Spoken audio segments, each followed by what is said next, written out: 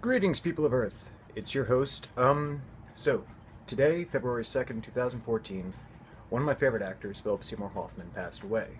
I'm not really sure from what, but most of the reports are saying he was a drug addict, which is a shock to me, but okay, these things happen. But, there's the normal, "A celebrity died, oh no," and then, we're gonna post about how sorry we are for his loss, and I'm one of those people who did that this time. Normally this stuff goes over my head. I don't really follow like gossip blogs or anything. Ever since I got the job, it just seems superfluous. I don't know. Maybe it's the fact that I'm inundated with coworkers who know all about this stuff, but I digress. But one of my good friends, Kevin, posted junkie who couldn't get his life together, didn't really see him in anything other than Twister. That's, you know, I'm really not sad.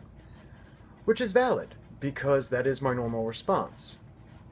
But then I got to thinking, okay, let's think about what happened when Anna Nicole Smith died.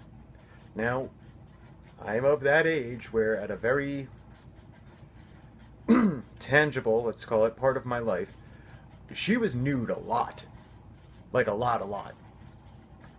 And I've seen her nude. Okay, cool. Magazines, internet, I've seen it. But when she passed away, it was like she was an overweight junkie. If an overweight junkie does too many drugs, this is what happens. Why is everyone surprised? And admittedly, I'm surprised because I didn't know Philip Seymour Hoffman was a drug addict. But even look at my phrasing there that I'm just picking up on. Philip Seymour Hoffman, drug addict. Anna Nicole Smith, junkie. In a lot of ways, I think this is because of my own cultural chauvinism. I tend to prefer quote-unquote arty things. Why am I saying quote-unquote and then doing it? Anyway, I tend to prefer arty things. Things that challenge me intellectually, artistically, things of that nature. I don't really like that much lowbrow stuff. I'll laugh at a fart joke every time. But too much of it is just like, okay, I'm tired, I'm getting away from it. Whereas highbrow stuff, it takes a bit longer for me to go, okay, that's overload, I'm done. So I suppose this is kind of an apology and a mea culpa to my buddy Kevin. Is it really the fact that he did stuff that I like? And this is someone for whom I didn't really watch the interviews, didn't really read the interviews, because again, I tend to stay away from a lot of celebrity news stuff. But is it really one of those situations where, because they did things that I like, I'm sorry for their loss? I mean, someone died. Of course I'm sorry for their loss. I was even sorry about Anna Nicole Smith. I mean, Lord knows it's really hard for me to find any point of synchronicity beyond the whole "I've seen you nude" part.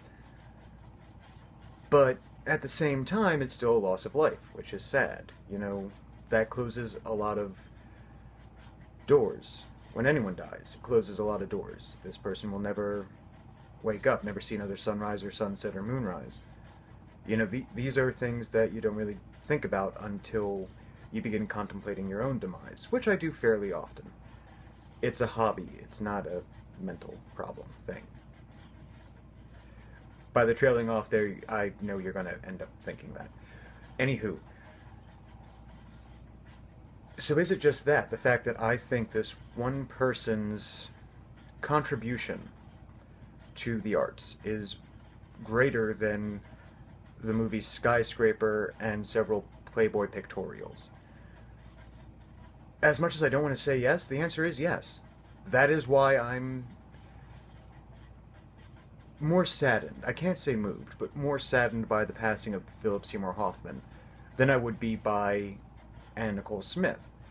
When Pamela Anderson finally goes, I'm probably not going to lose much sleep over it.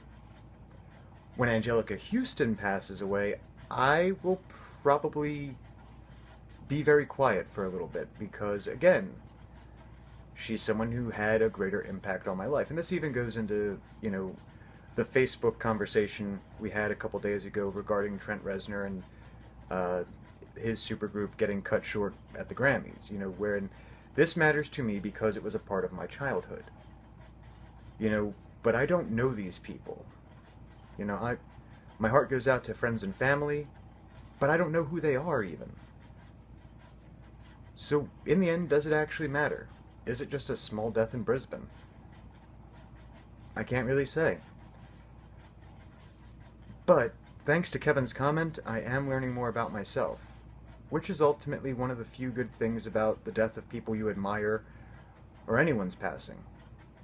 You do find out about yourself if you're willing to dig deep and ask yourself some questions.